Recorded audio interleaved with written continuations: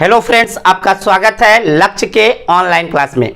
तो प्यारे बच्चों, आज हम बात करेंगे हाईवे इंजीनियरिंग के बारे में, जो 5th सेमेस्टर का एक इम्पॉर्टेंट सब्जेक्ट है ना। तो प्यारे बच्चों, हाईवे इंजीनियरिंग स्टार्ट करने से पहले हम 4th सेमेस्टर को थोड़ा सा रिवाइंड करना चाहते हैं, जिसमें आप लोग पढ़े थे ट्रांसपोर्टेशन इंजीनियरिंग के बारे में।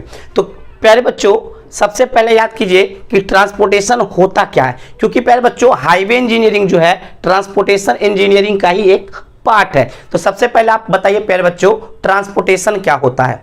सोचिए, आप ये 4th सेमेस्टर में पढ़ चुके हैं। तो सिंपल लैंग्वेज में हम बोल सकते हैं प्यारे बच्चों, पीपल्स एंड गुड्स का मूवमेंट एक प्लेस से दूसरे प्लेस क्या कहलाएगा? ट्रांसपोर्टेशन कहलाएगा। प्यारे बच्चों, movement of peoples and goods from one place to another place is called transportation. इतना तो बात समझ में आ रहा होगा प्यारे बच्चों। तो हमने सबसे पहले ट्रांसपोर्टेशन का डिफिनेशन दिया। हमने सबसे पहले ट्रांसपोर्टेशन का डिफिनेशन बोर्ड पे लिख रखा है। हमने क्या लिखा है? Movement of peoples and goods from one place to another place is called transportation. तो इतना तो आपको समझ में आ गया होगा कि ट्रांसपोर्टेशन क्या होता है। अब हम देखेंगे प्यारे बच्चों, ट्रांसपोर्टेशन इंजीनियरिंग क्या होता है, क्योंकि अगर हम ट्रांसपोर्टेशन इंजीनियरिंग समझ जाएंगे तो उसका जो पार्ट है हाईवे इंजीनियरिंग, वो भी प्यारे बच्चों बेहतरीन तरीके से हम लोग समझ पाएंगे, है ना। तो देखिए प्यारे बच्चों, हमने क्या लिखा है? Transportation engineering is the branch of civil engineering. Transportation engineering जो है सिविल इंजीनियरिंग का ब्रांच है, इन विच वी डील्स, जिसमें हम डील्स करेंगे। क्या डील्स करेंगे?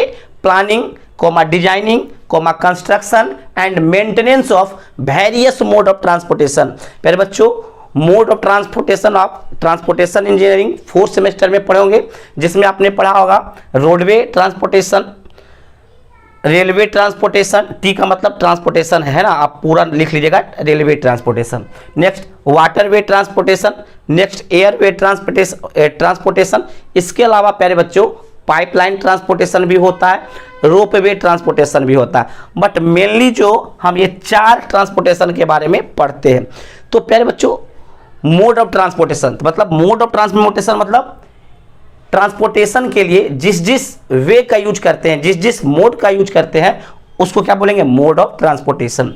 तो प्यारे बच्चों, इन सारे मोड ऑफ ट्रांसपोर्टेशन का प्लानिंग करना, उसका डिजाइनिंग करना, उसका कंस्ट्रक्शन करना, उसका मेंटेनेंस करना ही ट्रांसपोर्टेशन इंजीनियरिंग में हम लोग पढ़ेंगे। बात समझ में आया? मोड ऑफ ट्रांसपोर्ट, जितने भी सारे मोड ऑफ ट्रांसपोर्टेशन है, उन सारे मोड ऑफ ट्रांसपोर्टेशन का प्लानिंग करना, डिजाइनिंग करना, मेंटेनेंस करना, कंस्ट्रक्शन करना, यही हमको ट्रांसपोर्टेशन इंजीनियरिंग में पढ़ाया जाता है। इतना बात क्लियर हो गया होगा प्यारे बच्चों। अगर आपको ट्रांसपोर्टेशन इंजीनियरिंग अगर क्लियर हो गया तो आपको हाईवे इंजीनियरिंग भी क्लियर हो जाएगा। अब हाईवे इंजीनियरिंग का क्या डिफिनेशन देंगे वो समझिए। क्या बोलेंगे? Highway engineering is the part of transportation engineering. क्या बोलेंगे? Highway engineering is the part of transportation engineering in which we deals about the planning, designing, construction and maintenance of road project.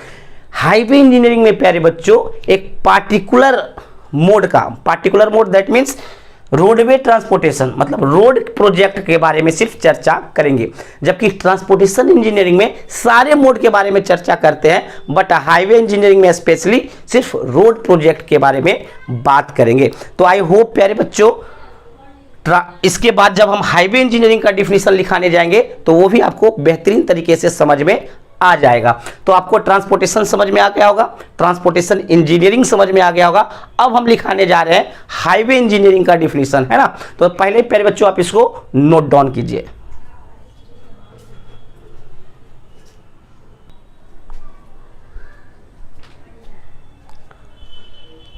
तो प्यारे बच्चों, अब हम बात करेंगे हाईवे इंजीनियरिंग के डिफिनेशंस के बारे में। तो प्यारे बच्चों, अभी हमने ट्रांसपोर्टेशन इंजीनियरिंग का डिफिनेशन दिया, same to same highway engineering का भी डिफिनेशन होगा।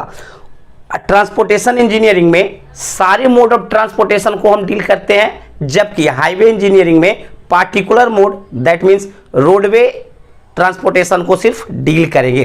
तो प्यारे बच्चों, इसका डिफिनेशन क्या हो जाएगा? Highway engineering is the part of transportation engineering. Highway engineering किसका पार्ट होगा? ट्रांसपोर्टेशन इंजीनियरिंग का पार्ट होगा, जिसमें हम planning, designing, construction and maintenance of only road project के बारे में बात करेंगे। ठीक है ना प्यारे बच्चों।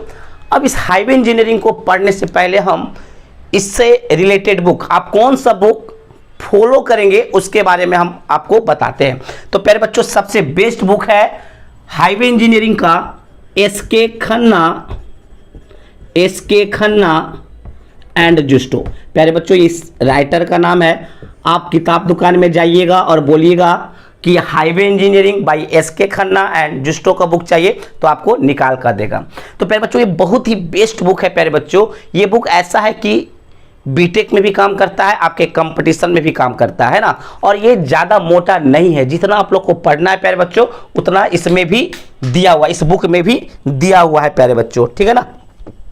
चलिए, तो बुक का बात हो गया कि एस के खन्ना एंड जुस्टो बुक को फॉलो करेंगे हम लोग, ठीक है ना।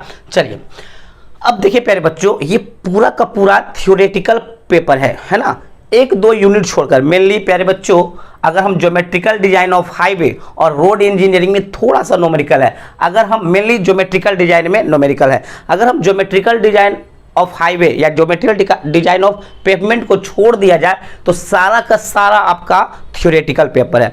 और प्यारे बच्चों, ये बहुत ही इंटरेस्टिंग टॉपिक है ना।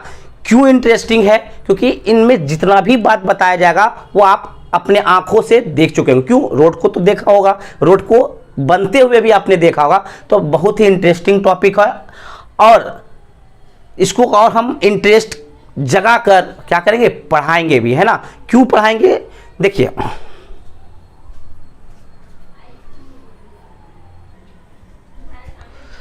चलिए प्यारे बच्चों, जब आप एई बनिएगा, एसडीओ बनिएगा बिहार पब्लिक सर्विस कमीशन में, तो या किसी भी कमीशन में, तो एक डिपार्टमेंट होता है प्यारे बच्चों, road construction department, RCD department, है ना।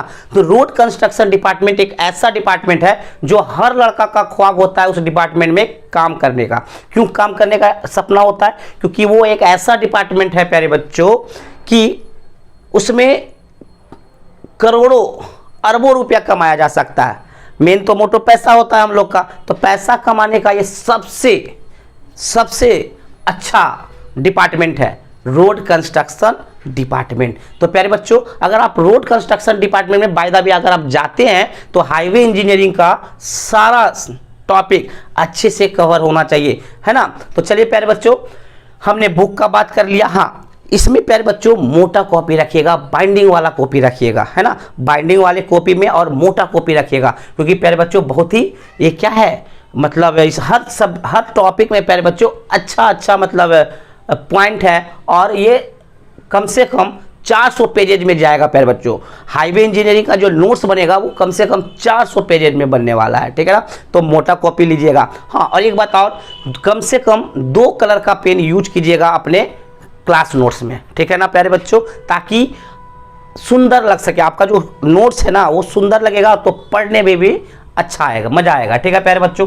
चलिए, अब हमने बुक का बात कर दिया, अब हम बात करेंगे कि कौन कौन सा यूनिट पढ़ना है हाईवे इंजीनियरिंग 5th सेमेस्टर में, है ना, और टोटल कितने यूनिट्स पढ़ना है ना। तो प्यारे बच्चों, आपके डिप्लोमा 5th सेमेस्टर सिविल में टोटल 8 यूनिट पढ़ना है।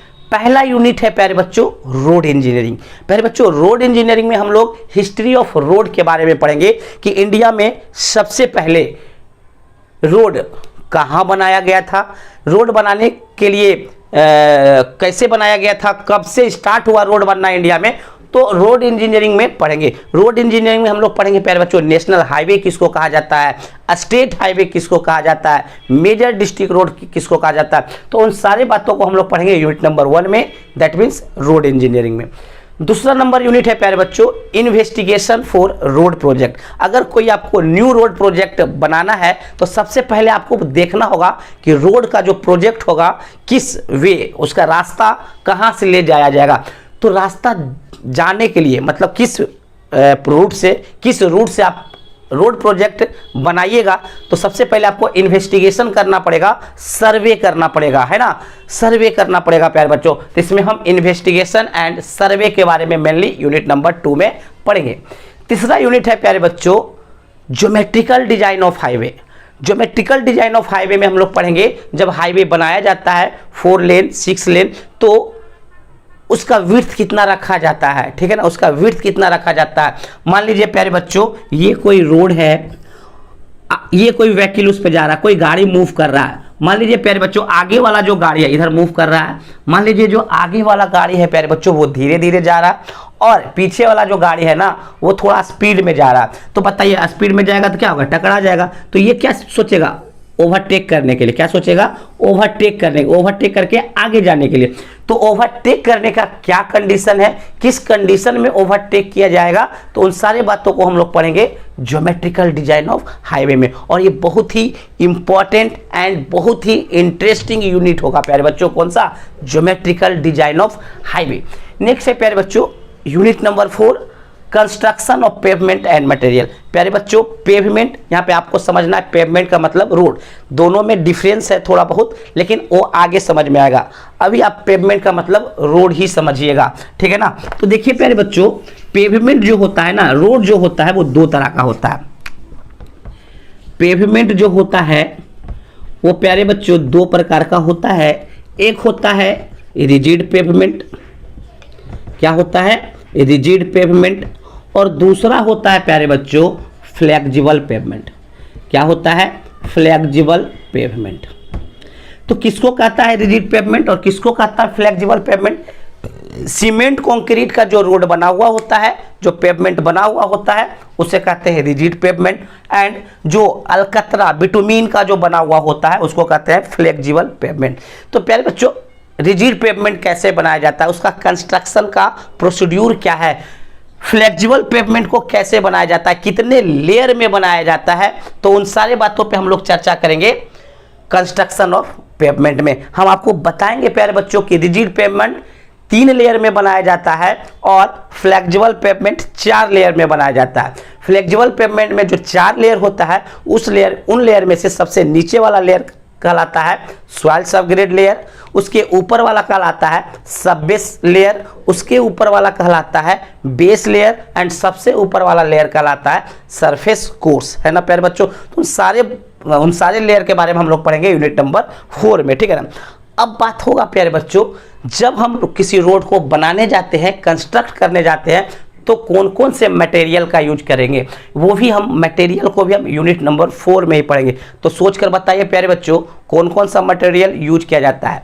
तो पहला है सॉइल, दूसरा है एग्रीगेट, तीसरा है सीमेंट, एंड चौथा है बिटुमिन। ये मेनली 4 मटेरियल्स जो सबसे ज़्यादा यूज होता है पेवमेंट बनाने में प्यारे बच्चों। तो उन चारों मटेरियल्स के बारे में पढ़ेंगे। यहाँ पर देखेंगे प्यारे बच्चों कौन सा बिटुमिन अच्छा होता है फ्लेक्सिबल पेवमेंट बनाने के लिए, उन बिटुमिन को कैसे टेस्ट किया जाए कि कौन बिटुमिन अच्छा है और कौन बिटुमिन खराब है रोड प्रोजेक्ट को बनाने के लिए। तो उन सारे मटेरियल्स के बारे में भी हम लोग यूनिट नंबर 4 में अच्छी तरीके से और डिटेल तरीके से पढ़ेंगे।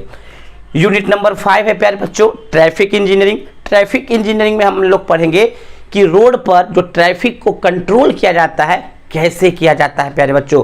रोड पे चलने वाला जो व्हीकल्स होता है उसका मैक्सिमम डेप्थ, मैक्सिमम हाइट कितना होता है, मैक्सिमम विड्थ कितना होता है। याद रखिएगा प्यारे बच्चों किसी भी व्हीकल्स का विड्थ जो होगा वो 2.44 मीटर से ज़्यादा नहीं हो सकता है ना। कितना भी बड़ा ट्रक क्यों ना हो उसका मैक्सिमम विड्थ 2.44 मीटर से ज़्यादा नहीं हो सकता है ना। तो ट्रैफिक इंजीनियरिंग में हम पढ़ेंगे ट्रैफिक लाइट के बारे में। जो आप सिग्नल्स के 5 देखते हैं प्यारे बच्चों, red signals, green signals, yellow signals, तो उन सारे सिग्नल्स के बारे में पढ़ेंगे।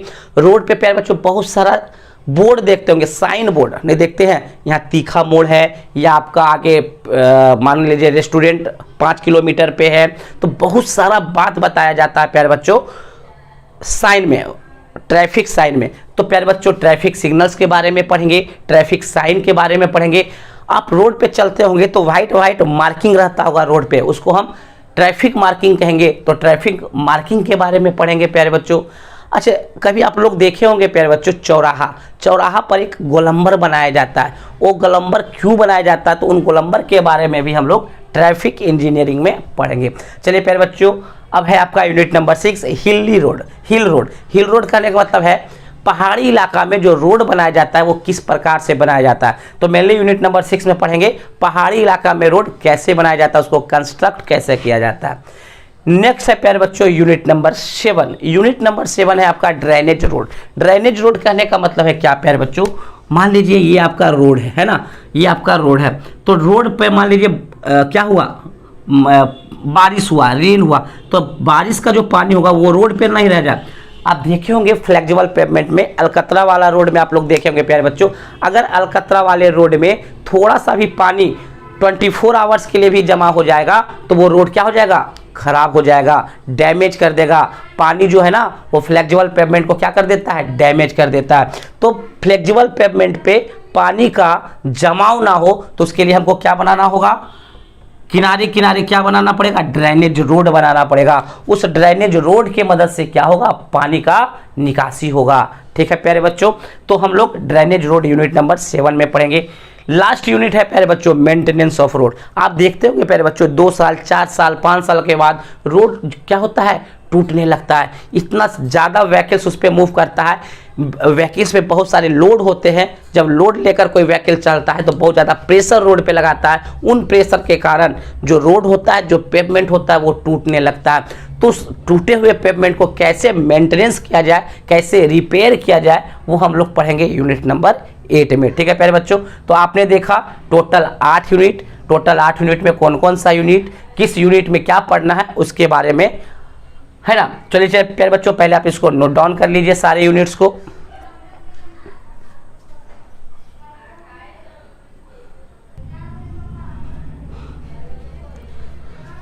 तो प्यारे बच्चों आज हमने हाईवे इंजीनियरिंग का इंट्रोडक्शन देखा। प्यारे बच्चों हमने क्या देखा कि हाईवे इंजीनियरिंग क्या है, एक ट्रांसपोर्टेशन इंजीनियरिंग का ही पार्ट है ना।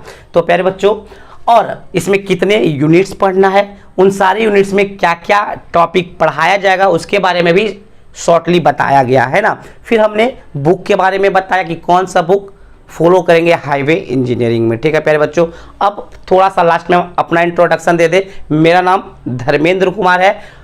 प्रेजेंट में प्यारे बच्चों हम BPSC Bihar public service commission में असिस्टेंट इंजीनियर है, that means sub divisional officer है। ठीक है प्यारे बच्चों, इसीलिए हम बता पा रहे थे कि रोड कंस्ट्रक्शन डिपार्टमेंट में कितना पैसा है प्यारे बच्चों, है ना। तो आप भी अगर पैसा कमाना चाहते हैं, रोड कंस्ट्रक्शन डिपार्टमेंट में जाना चाहते हैं, तो हाईवे इंजीनियरिंग को प्यारे बच्चों मजबूत करना होगा। ठीक है ना। तो अगले क्लास में हम लोग स्टार्ट करेंगे road engineering, unit number 1 road engineering. हम इसमें पढ़ेंगे प्यारे बच्चों रोड इंजीनियरिंग की हिस्ट्री के बारे में, कब इंडिया में रोड बनाना स्टार्ट हुआ। ठीक है ना। तो आज के लिए बस इतना ही प्यारे बच्चों। Thank you so much.